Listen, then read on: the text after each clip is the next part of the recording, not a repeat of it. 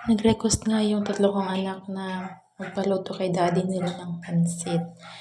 At ito nga, nilutuan sila ng pansit at abay pagkakita na nila na nilulutuan sila ni daddy nila ng pansit. Abay tuwang-tuwa yung tatlo. Favorite kasi nila talaga yung pansit na yan. Every time na nagugutom sila, hihingi yan ng pansit sa akin. Diba, pansit is life sa aking tatlong anak. Pati ito yung bunso ko. Mahilig din talaga yan sa pansit. Simula nga lunch, yan yung kinain namin. At ito yung mga bata hanggang gabi. Yun pa rin talaga yung kinain nila. Yun pa rin talaga yung hinihingi nila sa akin, pansit. At ito nga si Kuya, nag-request sa akin na lagyan ko daw ng kalamansi. So, mahilig talaga tong anak ko sa maasim. At ito si Bunso at yung pangalawa ko, lagay na din sila. Habang kumakain nga sila dyan, nanonood sila ng cartoons at itong si Daddy nagluluto naman ng alamang. At ako'y nagutom na rin, kumuha na rin ako ng pagkain ko at nilagyan ko ng suka ng niyog na may sili. Sobrang sarap na sarap talaga ako dito sa sukang to na may sili. Pag kumakain talaga ako ng pansit, lagi kong nilalagyan ng suka ng niyog na may sili.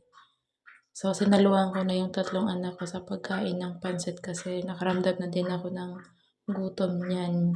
Kasi 1 p.m. in the afternoon na yan. Kasi kumain nga kami ng 10 a.m. in the morning. Parang busog pa kami ng 12 noon. So, kumain kami 1 p.m. na. So, ito nga maghuhugas na ako after na kumain namin. Gamit ko yung Jaybirds dishwashing liquid na DIY ko. Ginagawa ko yan, guys. So, hindi na ako bumibili ng dishwashing liquid sa labas. Ako na yung gumagawa ng dishwashing liquid namin kasi nakakatipid talaga ako dito ng sobra. So, minsan nakakabenta ako niyan. So, libre na yung paggamit namin ng dishwashing liquid. Hindi na ako bumibili sa labas. Nakakabenta pa ako, guys. So, diba, ang dami kong hugasin. Tambak ang hugasin ko dyan. Pero, isang patak lang ng dishwashing liquid ang ginawa ko dyan, ang nilagay ko dyan. So, ang dami kong hinugasan dyan.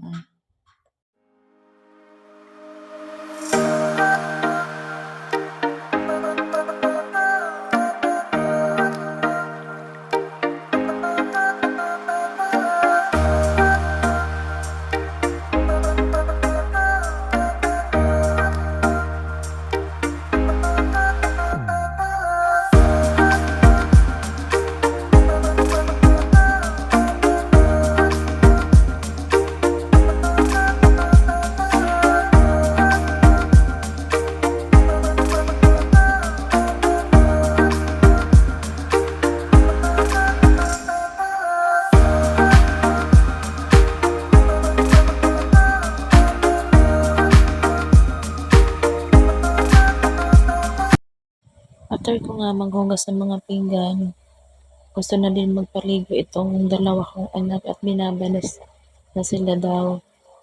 So, pinaliguan ko na din.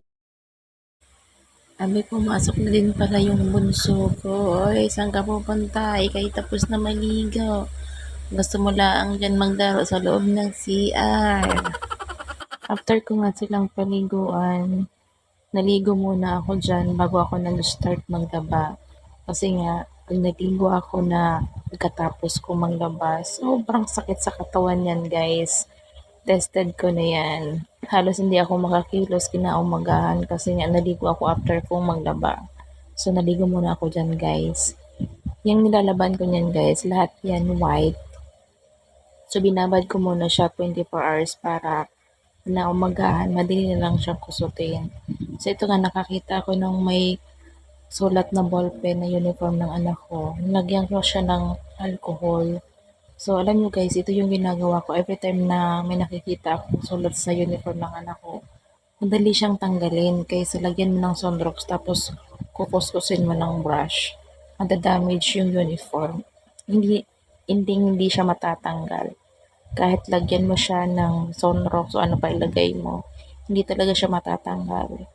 So, ito na-discover ko lang to nung isang araw. Nilagyan ko siya ng alcohol, guys. So, natanggal siya, guys. Amazing. So, may bago akong discover. Matanggal siya, oh.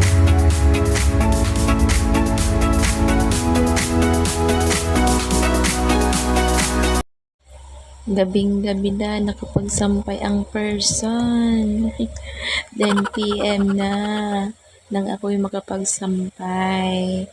Gabing-gabi na, ginabi na tayo sa pagkadabi namin ng ating mga labahin. Isang linggong labahin. So, sana nag-enjoy kayo guys sa panonood sa aking video. Have a nice day. Bye!